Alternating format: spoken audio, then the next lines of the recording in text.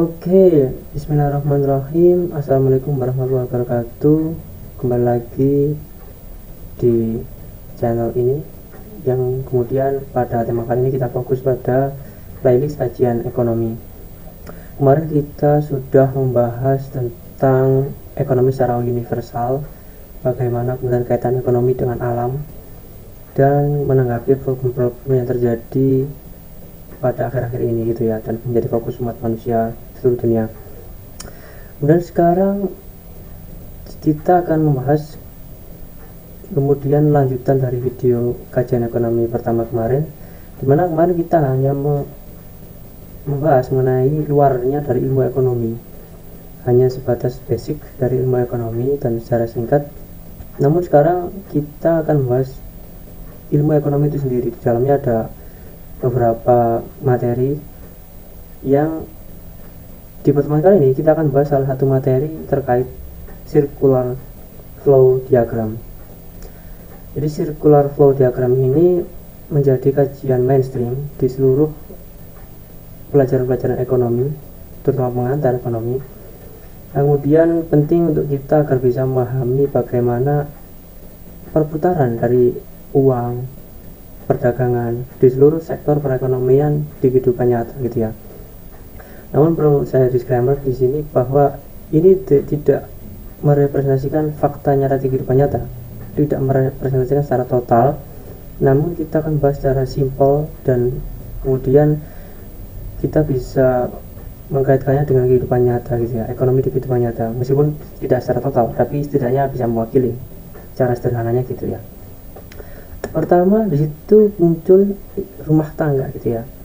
Rumah tangga itu adalah kelompok kecil dari seluruh sektor perekonomian di kehidupan ini, di mana biasanya terdiri dari keluarga kehidupan kecil, atau lebih spesifik lagi terdiri dari individu per orang gitu ya. Kemudian di sisi lain ada perusahaan. Nah, perusahaan ini juga termasuk kelompok, cuman sekelompok besar, kumpulan dari keluarga-keluarga, kumpulan dari person-person yang kemudian menjadi satu untuk tujuan bersama gitu ya, itu perusahaan. Contohnya kita tahu perusahaan-perusahaan yang terkenal mempunyai brand-brand ternama yang kemudian profilnya kita pakai sehari-hari, itu perusahaan dimana dia memang fokus untuk mengeluarkan suatu produk yang dimana produk tersebut ya berguna untuk dimanfaatkan di perekonomian gitu ya, itu perusahaan. Nah, rumah tangga di situ menjadi salah satu faktor-faktor produksi dari perusahaan. Kalau di ekonomi mikro itu dinamakan faktor-faktor produksi. Contoh dalam bahasa sederhananya seperti begini: seseorang yang kemudian bekerja di pabrik gitu ya, misalnya, atau industri, dia menjadi bagian salah satu faktor-faktor produksi. Misalnya bisa kita sebut di dalam perusahaan itu kita memerlukan yang namanya modal tanah misalnya, kemudian kita memerlukan sumber daya alam atau resource yang berupa natural resource atau bahan mentah dan sebagainya, kemudian juga teknologi seperti mesin gitu-gitu, atau kemudian di era sekarang ada digital. Nah, namun hubungan yang terjadi pembahasan kita kali ini ada rumah tangga, yang dimana di faktor-faktor produksi biasanya disebut sebagai SDM atau sumber daya manusia. Nah, rumah tangga ini menjadi salah satu faktor produksi, yaitu dia sebagai karyawan atau pekerja di suatu perusahaan yang dimana dia berkontribusi dalam menciptakan suatu barang atau jasa gitu ya. Nah, kemudian di situ disebut pembelanjaan, dimana perusahaan yang tadinya memerlukan faktor-faktor produksi, salah satunya yaitu rumah tangga ini, perusahaan di dalam akuntansi tertulis belanja gitu, dia belanja misalnya bisa belanja jasa tenaga dari pekerja gitu ya, dia belanja misalnya selain orang, bisa perusahaan belanja teknologi, belanja bahan-bahan untuk kemudian akan dibuat produksi gitu ya, itu belanja. Nah, dari si perusahaan tentunya harus membalas jasa dari faktor-faktor produksi itu, khususnya rumah tangga tadi ya, dimana jasa atau tenaga yang sudah dikeluarkan oleh rumah tangga atau individu yang menjadi pekerja itu harus dibalas jasa, harus ada feedback dari perusahaan ke rumah tangga itu sendiri, yang dimana di situ disebut sebagai pendapatan gitu ya, atau income. Ya tentu sangat logik sekali. Individu yang kemudian sudah bekerja menghasilkan sebuah produk, ya perusahaan otomatis akan membayar gitu, menggaji. Nah dari situlah kemudian dari penjelasan dari mengenai faktor produksi dan balas jasa faktor produksi ini disebut dengan pasar input. Itu pertama. Kemudian selanjutnya dilihat dari sisi atas itu kelihatan perusahaan yang mengeluarkan sebuah barang atau jasa hasil dari produksi itu kemudian dimanfaatkan oleh rumah tangga atau individu atau keluarga di masyarakat yang benar disebut belanja. Logikanya perusahaan yang sudah melakukan barang-barang atau jasa, misalnya kita contohkan barang saja, peralatan rumah tangga misalnya, ya rumah tangga itu sendiri juga harus rumah tangga itu sendiri secara alamiah pasti memanfaatkan barang-barang dari perusahaan. Dia membeli misalnya peralatan dapur, peralatan mandi, peralatan makan dan lain sebagainya. Jadi hasil-hasil dari perusahaan itu kembali lagi ke rumah tangga untuk kemudian dimanfaatkan, berputar gitu ya. Sehingga dari sisi rumah tangga yang kemudian disebut konsumsi dari hasil produksinya perusahaan tadi itu tertulis diakuntansi sebagai pendapatan dari perusahaan ya, income dari perusahaan. Karena barang-barang yang dibeli oleh para masyarakat ini ya otomatis akan feedbacknya ke perusahaan berupa uang gitu ya, kembali lagi. Jadi dari kedua hal ini kemudian disebut sebagai pasar output. Kalau yang awalnya di pasar input, ini pasar output. Di sini menarik, dari dua sektor ini saja perputaran yang terjadi sangatlah saling memanfaatkan dan kemudian juga saling berinteraksi gitu ya, saling berhubungan. Berawal dari pasar input, kemudian outputnya di pasar output berupa produksi. Berawal dari modal, kemudian berakhir dengan konsumsi, dan puncaknya yaitu kembali ke money atau uang yang kemudian diputar lagi oleh perusahaan, sehingga begitu seterusnya. Nah, kemudian kita masuk ke sektor selanjutnya, ada yang namanya pemerintah. Di perekonomian yang terjadi di kehidupan nyata, pemerintah juga ikut andil besar dalam perputaran siklus perekonomian ini ya, dimana di situ hubungannya pemerintah dengan rumah tangga yaitu berupa fiskal, misalnya kebijakan fiskal, pajak dan subsidi. Pajak di situ bisa berupa misalnya pajak pembelian, misalnya kita membeli suatu makanan gitu ya, itu secara tidak langsung kita sudah kena pajak dari pemerintah. Kalau saya tidak salah biasanya disebut dengan PPN atau pajak pertambahan nilai. Itu yang kemudian kadang tidak kita sadari ketika kita mengkonsumsi suatu barang ada jasa, itu kita otomatis terkena pajak dari pemerintah. Banyak contoh-contoh pajak yang kemudian terjadi, bisa pajak tentang barang mewah juga ada, kemudian pajak tentang mungkin yang kemudian sedang ramai tentang pendidikan, tentang kesehatan, itu mungkin bisa terjadi. Kalau di negara-negara luar mungkin sudah ada pajak di sektor-sektor lain seperti pendidikan, kesehatan dan sebagainya. Banyak variasi dari pajak. Cuman intinya kalau disederhanakan di bahasa konteks kita kali ini, pajak di situ ya sifatnya ketika kita beli barang ada pajaknya gitu ya. Ketika kemudian kita diberi fasilitas infrastruktur oleh pemerintah berupa jalan, berupa kemudian seperti infrastruktur lainnya, pasti kita terkena pajak setiap tahunnya.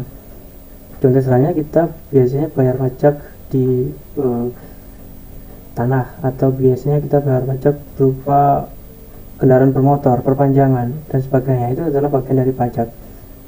Di sisi lain ada subsidi, betul. Dari uang yang dikumpulkan dari masyarakat, pasti pemerintah juga akan mengembalikan balik untuk dimanfaatkan secara ekonomi berupa subsidi. Misalnya kalau COVID kemarin ya ramai, subsidi berupa sembako gitu ya, 9 bahan pokok, bahan-bahan primer yang penting. Kemudian bisa juga secara PLT, kemudian kan pernah pemerintah melakukan PLT biasanya ketika ekonomi sedang daya beli sedang turun, biasanya pemerintah melakukan PLT agar masyarakat daya belinya naik lagi gitu. Jadi diberikan stimulus. PLT adalah biaya langsung tunai. Jadi jika dilihat secara sederhana rumah tangga dan pemerintah ini hubungannya memang secara fiskal, ada pajak dan subsidi. Begitu juga di sisi lain dari perusahaan, itu juga fiskal, di mana biasanya perusahaan dikenai pajak produksi, dikenai bea cukai gitu ya, kemudian dikenai pajak beroperasi dan pajak-pajak yang lain, sangat banyak variasinya. Tapi di sisi lain juga terkadang pemerintah memberikan subsidi, seperti halnya kalau di negara-negara lain ketika ada krisis yang terjadi itu kan biasanya pemerintah mengeluarkan stimulus bantuan paket agar perusahaan tidak bangkrut gitu ya, karena kita tahu kalau misalnya perusahaan besar bangkrut maka dampaknya ke ekonomi makro, ekonomi secara keseluruhan. Jadi tugas pemerintah di situ adalah untuk menstimulus agar menstabilkan perekonomian kembali gitu ya. Jadi dilihat sederhana dari rumah tangga dan perusahaan ke pemerintah, hubungannya ya secara fiskal gitu, mereka sangat berkaitan erat di perekonomian secara nyata gitu ya. Selanjutnya ketika kita sudah melihat 3 sektor, kita lihat sektor lembaga keuangannya sebenarnya juga masih berhubungan dengan pemerintah. Lembaga keuangan di sini mungkin kita bisa bagi menjadi 2, lembaga keuangan independen seperti moneter yang nanti akan dijelaskan seperti BI, kemudian ada lembaga keuangan yang bergerak khusus di bidang penyaluran dana dan penerimaan dana, penyimpanan dana seperti bank-bank komersial. Atau juga kita bisa bahasakan lembaga keuangan ini nanti sebagai jembatan, seperti bursa efek itu kan jembatan untuk kemudian penyaluran dana dari investor ke lembaga atau kelompok yang membutuhkan dana gitu ya. Tapi di era modern juga nggak bursa efek aja yang bergerak, ada bursa kripto juga gitu ya. Kemudian nanti kita akan bahas secara singkat. Nah, jika dilihat secara sederhana rumah tangga ke lembaga keuangan itu kita bisa katakan pertama menabung gitu ya. Rumah tangga kemudian mendapatkan gaji atau mendapatkan hasil dari usaha, income itu secara menurunkan resiko yang ada ya. Biasanya rumah tangga cenderung menabung, menempatkan uangnya di bank agar aman, kemudian agar bisa kemudian tahan inflasi kalau misalnya di deposito, atau kemudian diinvestasikan di bank. Kalau di bank Islam, bank syariah bisa menggunakan akad-akad yang kemudian bisa memutar uang itu kembali karena tidak terkena inflasi. Untuk menabung, kemudian ada kredit. Nah, rumah tangga kalau kita bisa katakan tidak hanya konsumsi, betul, rumah tangga bisa juga dia berjualan seperti UMKM. UMKM itu bagian dari rumah tangga, yang dimana juga kalau kita lihat kebijakan pemerintah itu ada stimulus berupa pendanaan UMKM gitu ya, kredit usaha. Nah, itu masuk di situ, dimana lembaga keuangan juga memberikan kredit, bank memberikan kredit pada UMKM. Atau bisa juga pragmatis, kredit seperti ketika bank memberikan kredit motor misalnya, kredit pinjaman uang, itu juga bagian dari kredit. Dan juga investasi. Nah, seperti yang tadi kita bilang, seperti bursa efek gitu ya, itu lembaga keuangan menjadi jembatan dimana kalau rumah tangga misalnya ingin return yang lebih besar daripada menabung, karena kalau kita jelaskan menabung versus investasi, itu pasti returnnya tinggi investasi, meskipun investasi itu high rise, resikonya tinggi ya. Jadi kalau rumah tangga yang ingin safety ini pasti dia larinya ke menabung, deposito dan sebagainya. Tapi kalau rumah tangga yang dia mainnya ke high rise, uangnya diputar, ingin mendapatkan return yang tinggi meskipun resikonya tinggi juga, dia diinvestasikan uangnya, misalnya di bursa efek. Nah, di era modern ini bursa efek tidak hanya perusahaan besar, karena menurut sejarah kalau kita contohkan secara nyata gitu ya, secara mudah dilihat, seperti China, dia mempunyai bursa efek perusahaan besar dan bursa efek UMKM atau bursa efek usaha kecil. Jadi investasi ini bisa kemudian menjadi jembatan untuk para investor atau penanam modal atau orang yang punya modal ini untuk kemudian mendistribusikan atau menyalurkan uangnya, yang gunanya juga untuk memutar perekonomian dari para UMKM atau para perusahaan besar ini dalam meningkatkan kembali ekonomi di dalamnya, atau meningkatkan kembali bisnis atau usahanya, yang kemudian pada akhirnya juga akan kembali lagi ke investornya, dia mendapatkan return gitu ya. Itu investasi. Kemudian dari sisi perusahaan, Lembaga keuangan seperti bank berperan sangat besar dalam memberikan penyaluran dana ke perusahaan untuk kemudian biasanya ada proyek untuk kemudian menambah sektor bisnis atau kemudian untuk diversifikasi produk atau ada produk baru dari perusahaan kemudian butuh dana ke bank. Itu bank sangat berkontribusi besar dalam memberikan bantuan kredit. Yang juga bank juga di situ pastinya dia investasi, di mana kalau kemudian bank mendapatkan dana dari masyarakat yang menabung, itu kan bank juga mempunyai tanggung jawab untuk mengembalikan returnya atau untuk mengembalikan, kalau dalam bahasa bank konven umum, bunga itu. Bagaimana kemudian bank ini bisa membalikan uang yang sudah diamanahkan oleh masyarakat tadi? Ya, bank harus memutar uang tersebut diinvestasikan ke sektor-sektor produktif bagi perusahaan, yang nantinya juga perusahaan bisa memanfaatkan uang itu sendiri untuk improve usahanya dan kemudian dikembalikan lagi hasilnya ke bank, yang bank nanti akan mengembalikan lagi ke nasabah. Itu sirkuitnya, itu harusnya gitu ya, secara sederhana seperti itu. Tapi jika kita lihat pasti kompleks, berbagai macam jenis penyaluran, berbagai macam jenis akad kalau di bank syariah itu sangat kompleks, tapi intinya seperti itu. Jadi saling memanfaatkan gitu ya, mutualisme, secara sederhana seperti itu. Selanjutnya, nah di situ kita lihat, sebelumnya kita bahas bagaimana peran fiskal pemerintah dalam hubungannya ke rumah tangga dan perusahaan. Sekarang kita lihat di situ pemerintah juga ikut andil di dalam lembaga keuangan, seperti meskipun kita tahu bank sentral independen ya, tapi pemerintah di situ juga ikut berdiskusi gitu bagaimana mengatur moneter. Mungkin di negara-negara tertentu ada yang bank sentral itu menyatu dengan pemerintah, tapi di beberapa negara juga ada yang pisah atau independen sendiri-sendiri dengan berbagai konsekuensi gitu ya. Tergantung negaranya, kesepakatan atau regulasi negaranya. Namun pada intinya bisa kita ketahui peran pemerintah nggak hanya fiskal, tapi ada moneter. Moneter itu apa? Sebab mudahnya, moneter itu kita mengontrol yang namanya peredaran uang gitu ya. Kalau fiskal kan bagaimana kita mendistribusikan kalau fiskal bagaimana kita mendapatkan dan distribusikan uang, simpelnya gitu. Kalau moneter bagaimana kita kemudian mengontrol peredaran uang yang ada di masyarakat. Jadi contohnya begini, ketika kemudian ekonomi sedang lesu atau sedang ya nggak baik gitu ya, krisis atau minus, atau bahasanya bukan minus terlalu parah, ekonomi lagi lesu gitu aja, itu pemerintah harus menstimuluskan peredaran uang agar dalam tanda kutip banjir di masyarakat secara ekonomi ya. Apa tekniknya? Yaitu pemerintah menurunkan suku bunga. Ketika suku bunga turun, maka uang yang beredar di masyarakat akan naik. Mengapa demikian? Simpelnya, ketika perusahaan ingin melakukan kredit, nah ketika suku bunga turun ya perusahaan berminat besar, karena tanggung jawab yang dikembalikan kan nggak tinggi karena suku bunga rendah. Jadi sebaliknya, kalau suku bunganya tinggi ya perusahaan atau masyarakat akan mikir-mikir gitu, akan berpikir dua kali. Dengan bunga yang tinggi mereka juga nggak akan mengambil sebegitu besar. Itu fungsi moneter. Jadi kalau ekonomi lagi lesu, suku bunga harus diturunkan agar uang yang beredar di masyarakat stabil dan naik gitu ya.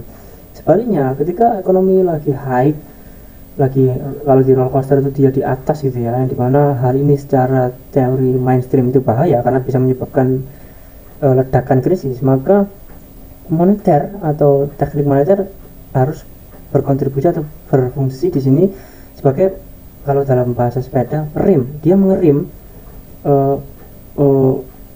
kecepatan yang terjadi di ekonomi, di mana dia menaikkan suku bunga. Apa yang terjadi? Ketika suku bunga naik, maka sederhananya masyarakat akan menabung dengan banyak karena pendapatan yang akan diraih juga gede kan. Misalnya kita menabung sekian, dengan suku bunga tinggi ya kita akan mendapatkan lebih banyak. Maka ketika kita menabung ya uang yang terjadi di masyarakat menurun karena uangnya disimpan di bank, uangnya kembali ke bank di negara tertentu gitu ya. Kemudian ya puncaknya kembali ke bank sentral. Itu moneter. Jadi intinya fiskal itu dia bertugas untuk mengumpulkan dan mendistribusikan uang, tapi moneter fungsinya untuk mengontrol, mengendalikan situasi ekonomi lesu atau lagi hype atau lagi tinggi gitu ya. Itu bisa dikontrol hanya dengan kebijakan suku bunga. Simpelnya gitu, tapi secara teknis pasti sangat kompleks, berbagai regulasi gitu ya. Seperti itu. Kemudian kita lihat sektor yang terakhir yang lebih kompleks lagi, karena ini sudah keluar dari konteks domestik atau dalam negeri, dimana kita kemudian menuju ke luar negeri. Luar negeri ini ada banyak sekali komponen, ada lembaga internasional, ada negara, ada orang luar negeri, orang asing, dan ada perusahaan asing juga, dan masih banyak lagi, sangat-sangat kompleks. Hubungannya dengan pasar input sekarang kita bahas.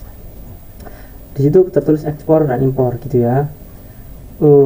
Kita tahu pasar input itu adalah syarat untuk kemudian kita akan membuat suatu produk, simpelnya gitu. Nah, di dalam situ ada, tadi kita bahas barang-barang mentah, ada sumber daya manusia, ada teknologi, ada modal tanah, lokasi, dan sebagainya, banyak. Nah, fungsi dari dunia internasional bisa saja kemudian kita butuh teknologi, kita bisa impor, atau sebaliknya orang luar atau negara lain butuh teknologi dari kita, maka kita ekspor gitu ya. Atau contoh lain, kita misalnya SDM. Terkadang kan suatu negara butuh SDM yang high class gitu ya, tinggi. Kadang kita bisa mengimpor sumber daya manusia dari luar. Kan kemarin atau akhir-akhir ini ramai bagaimana negara kita mengimpor tenaga kerja asing, itu kita impor dari pasar luar negeri ke dalam negeri. Ataupun sebaliknya, kadang orang-orang kita yang secara skill atau pengetahuan sangat tinggi, biasanya dia dibutuhkan di negara lain. Nah, itu kita ekspor sumber daya manusia. Itu simpelnya seperti itu. Nah, itu pertama. Kemudian kedua, dari pasar output juga ada. Kalau udah di pasar input kita bisa ekspor impor sumber daya manusia, teknologi, kemudian barang-barang mentah yang akan dibuat barang finish atau finish product di dalam negeri. Itu kita sekarang beralih ke pasar output gitu ya. Sama, keywordnya tetap ekspor dan impor, dimana ketika finish product yang terjadi di dalam negeri, misalnya perusahaan A di Indonesia menghasilkan produk A, terkadang entah itu finish product atau barang mentah ya, tapi kita fokuskan ke barang setengah jadi gitu aja, atau barang full jadi 100%. Itu kadang kita nggak hanya dimanfaatkan di dalam negeri, itu juga bisa dikonsumsi di luar negeri yang kemudian kita ekspor. Nah, atau sebaliknya, terkadang kita juga nggak bisa memproduksi suatu barang misalnya karena keterbatasan atau kekurangan kita, sehingga kita kemudian ekspor dari luar negeri, ekspor barang-barang, entah barang setengah jadi atau barang jadi. Jadi dilihat dari dunia internasional ke pasar input dan output, itu mereka saling berhubungan, mereka saling memanfaatkan skill masing-masing, saling berkontribusi dalam memutar perekonomian gitu ya. Itu dunia internasional secara sederhana. Nah, jika kita ketahui, kita tahu di dalam negara, setiap negara punya aturan gitu ya, maka ketika ada faktor atau komponen eksternal akan masuk, ya pasti harus diregulasi. Maka pemerintah yang berfungsi sebagai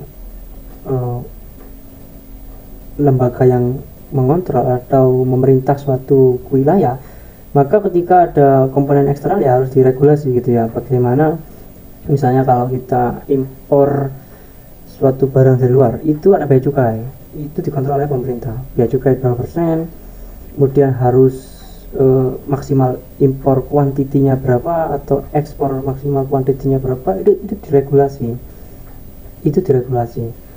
Dan juga misalnya kalau kita lihat konsumsi barang jadi ya, kalau di rumah tangga misalnya kita seringkali kalau mobil atau smartphone itu kita impor, entah secara teknologinya atau secara finish produknya.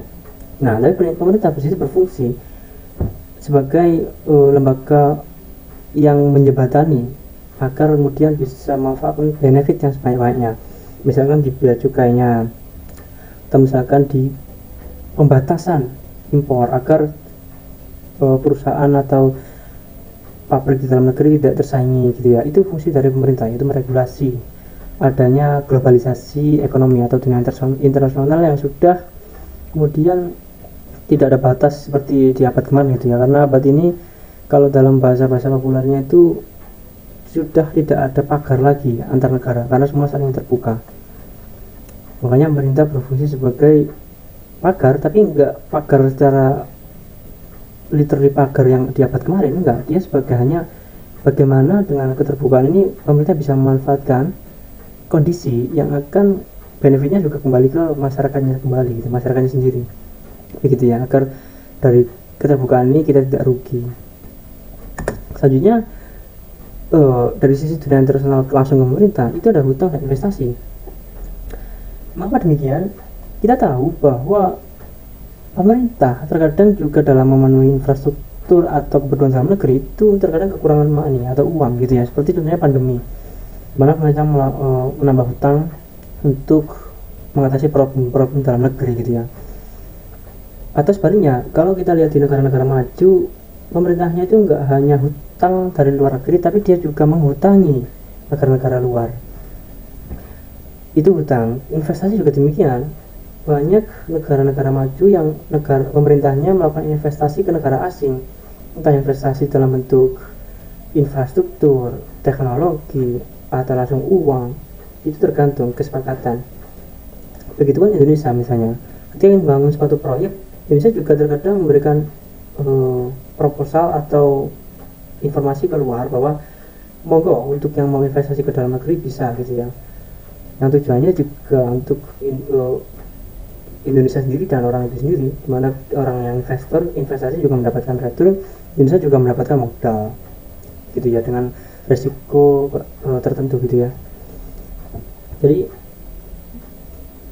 fungsi dari dunia luar dan pemerintah itu di situ, di hutang dan di investasi seperti itu.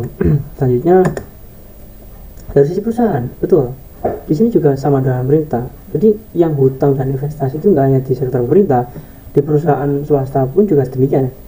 Perusahaan swasta bisa berhutang ke luar negeri, dia juga bisa investasi, entah dia yang invest atau orang luar yang invest. Contohnya ketika perusahaan dalam negeri ingin mengembangkan usahanya tapi kekurangan dana, dia bisa membangun relationship, hubungan dengan negara luar atau perorangan luar atau perusahaan luar untuk diajak bekerjasama dalam membantu, entah secara teknologi, entah secara keuangan, entah secara sumber daya manusia atau whatever. Itu kemudian yang kita namakan sebagai investasi. Hutang juga demikian, kalau dalam bentuk uang gitu ya. Jadi jika kita lihat secara besar di sini, ekonomi circular flow memang kemudian sangat berhubungan satu sama lain, satu sektor dengan sektor lain saling berhubungan. Kemudian secara logika, kalau semuanya itu berhubungan, maka ketika ada salah satu sektor terdapat koreksi atau misalnya penurunan atau krisis di salah satu sektor, maka sektor lain juga terkena. Itu konsekuensi. Tapi apa manfaatnya di sisi lain? Ketika sektor lain mengalami peningkatan, maka kemungkinan bisa jadi sektor lainnya juga akan meningkat juga. Itu benefitnya. Jadi ya memang di era keterbukaan ini ada positif negatifnya, ada resiko, ada manfaatnya, ada resiko, ada keuntungannya. Yaitu tadi, ketika lagi depresi ya krisis ya semua terkena. Tapi kalau lagi high, kalau lagi naik-naiknya, kalau lagi untung-untungnya, semua juga bisa jadi ikut untung. Karena hubungan yang terjadi saling interkoneksi ini ya, saling berhubungan satu sama lain ini ya, antar semua sektor, antar semua wilayah atau antar semua negara atau antar semua lembaga yang kemudian saling berhubungan begitu ya. Jadi kesimpulan dari hasil kajian kita kali ini bahwa ekonomi circular flow atau kita kemudian contohkan dari barang konsumsi sederhana yang kita konsumsi setiap hari, itu tidak tiba-tiba muncul sederhana, karena di belakangnya banyak faktor yang diikutkan, banyak faktor yang terlibat. Begitu juga di internasional, di dunia internasional juga, ketika suatu negara makmur tidak bisa dipungkiri negara lain ikut berkontribusi dalam menyumbang kemakmuran tersebut, karena kita saling membantu gitu ya, entah dari sisi SDM, sumber daya alam, teknologi, dan sebagainya. Jadi ekonomi circular flow ini sangat penting, dimana kata kunci pentingnya adalah interkoneksi atau saling berhubungan. Kalau salah satu sektor ada yang bermasalah, maka bisa jadi yang lain juga ikut bermasalah, seperti efek domino. Tapi di sisi lain, kalau ada yang salah satu sektor yang bermanfaat atau lagi increase, naik, maka sektor lain juga bisa akan diunggulkan, bisa juga dinaikkan juga secara ekonomi. Jadi itu kesimpulan kita pada kajian kali ini. Kurang lebihnya mohon maaf. Selamat bertemu di pertemuan selanjutnya. Wassalamualaikum warahmatullahi wabarakatuh.